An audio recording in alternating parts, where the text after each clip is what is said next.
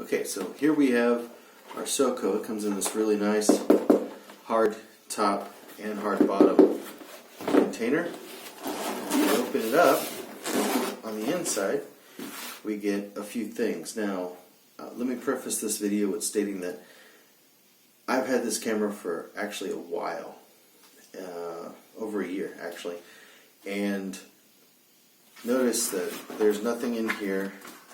This is here, and this is here. And when the camera arrives, it comes in the water container, the waterproof box, but this is what I have now. So let's scoot in and let's talk about this camera just a little bit.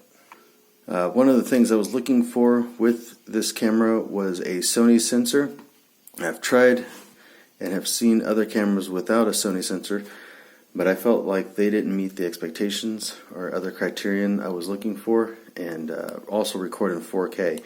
And this is the one that I was looking for. So on top of 4K at 30 frames per second, we also have 2.7K at 30 frames per second.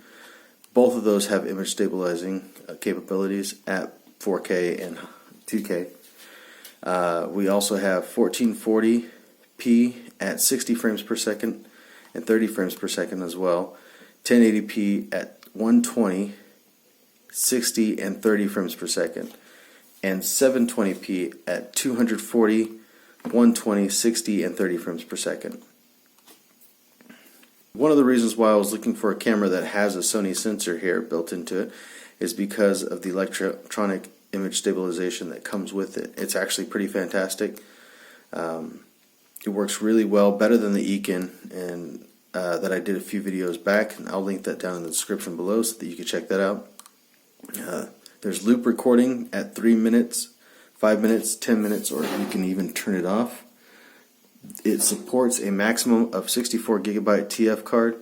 I'm using a Samsung Evo, if I can remember, there it is.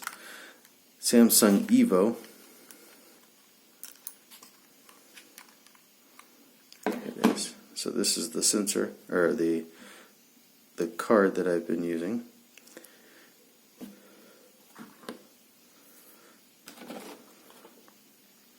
Let's go ahead and pop that back in.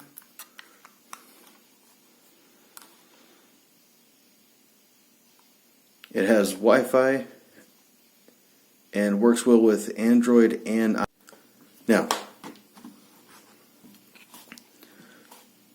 Now, before we continue any further, I want to bring up the fact that I have had this camera for about a year now, and while it has been pretty good overall, if you notice here, I do not have the battery in here, which is a 1200 milliamp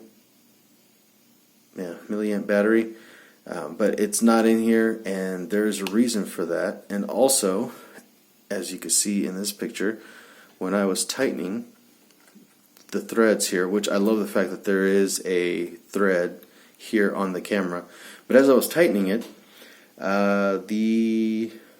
it cracked. That's not from a drop.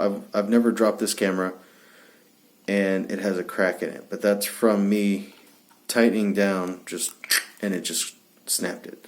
So be careful with that if you're going to use this camera. But the reason why there's no battery, and the reason why this video is so late.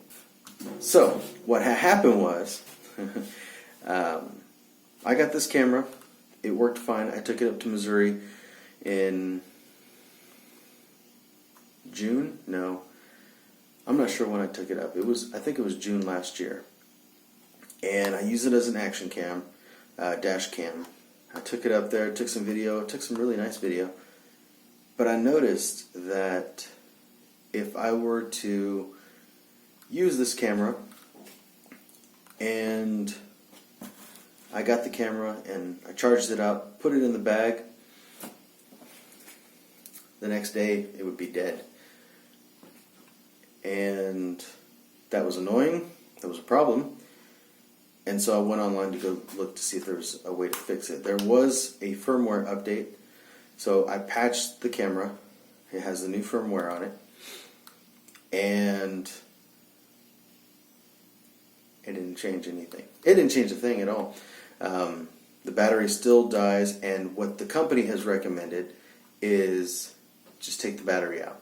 That was their solution. I contacted the SOOCOO to see if there was something else, if they had plans on fixing that, and when I contacted them, they said nothing. Actually, I waited months to get a response, and the response never came. And I kept waiting and putting it off so that I can get a patch on this. So what I would recommend is buying a second battery and keeping them both charged, because if you do not keep them charged, pop them out, stick them in your case here, which I don't take this case with me, you're going to have issues because the batteries will die. And the other problem that I've had with them is that the battery life is not what you would expect. It has a 1200 milliamp battery, I believe. That's a fairly decent sized battery for this size of camera. But unfortunately, I don't get an hour and a half of battery life. I don't even get an hour of battery life. I get closer to 30 minutes, which is not ideal for going on long trips and so forth. And it only comes with one battery, which is also a pain. The real reason that I purchased this camera was because, like I said, it had a sensor and all these other things to it. But on top of that, as you can see here, there is this port, which all action cams have, for the most part. There's a couple that don't, but for the most part, they all have this port here.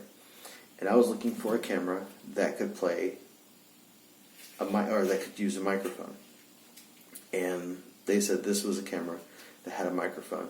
And if you look here, or microphone compatibility, external mic, there's a little hole that's right there. There was a plastic cover. I hated that thing. Popped it right off. It's gone. I don't miss it at all. So I have my plug right here. It's a micro USB. No, it's a mini USB, not a micro. It's a mini USB, which is also a bit of a pain. But I know that some of the older GoPros also have that same plug. And so I don't know if this works with the GoPro, but it does work with a microphone. And let's cut to that and let's go check that out. Alright, so here we are. Hit a step. I am a shoulder's width away from the camera, and this is the audio that you're getting without having a microphone plugged in. Arm's length away, it's about 3 feet. Sorry, getting into a bad area, no light. That's okay. This is just an audio track test anyways. See? Right, and this is audio, well, should be audio with the microphone. Hopefully I'm coming in a whole lot clearer. It's not broken up. There's not a lot of feedback on it. It should be just crisp and just work. And as you can see here, doing a YouTube video with this is a whole lot easier than you would think. And the only problem is I'm not sure if this microphone jack is compatible with a GoPro, and that's one of the things I'll have to take a look at as we progress in this. But I mean, these microphones aren't expensive. This microphone is not expensive, which is absolutely fantastic. I'll show you here in the image. It's less than $15.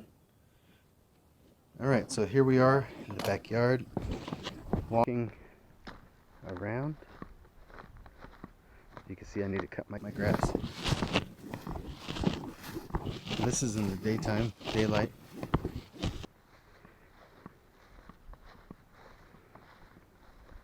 So at this point, I didn't realize my microphone had fallen off and had been dragging along the ground. But as you can hear, the audio with the microphone compared to the Fit4, which does okay, is so much better on the 300.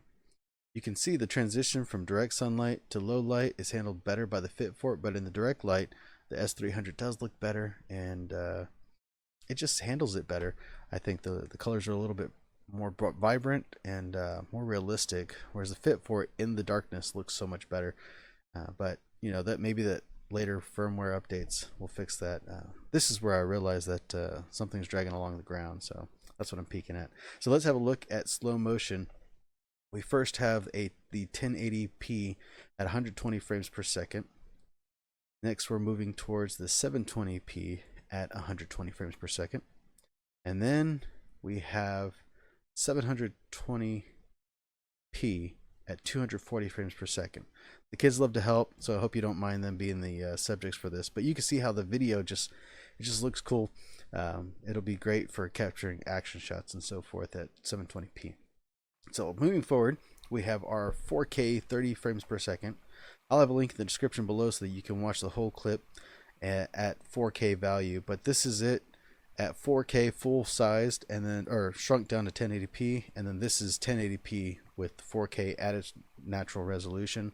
Notice how it's not grainy and it didn't lose any of its crispness, and actually I think it looks pretty fantastic and has handled the video pretty well. Let's go and take a look at another shot with the light coming in straight at it, and again that's at 1080p size, and then here it is at full scale, and it just looks so good. Overall, after a year of testing this camera that has a bad battery system and poor customer service, I'd still say this camera is great. I've tried the Ekin. I don't have it because I didn't like it. It overheated and had TF issues. But this camera has handled every single thing that I've thrown at it and more. I can't think of a reason why I wouldn't want to keep this camera unless I found something better. But at this price point, honestly, I think you'll be hard pressed to find something to replace it. Anyways, that's going to do it for this video. Hope you've enjoyed. Don't forget to like, subscribe. Let me know what you think down in the comments. Are you going to get one? Are you going to pass it by? Is there something else you're looking at? Let me know, and maybe I'll check it out in the future. Anyways, that's going to do it. We'll talk to you later. Peace.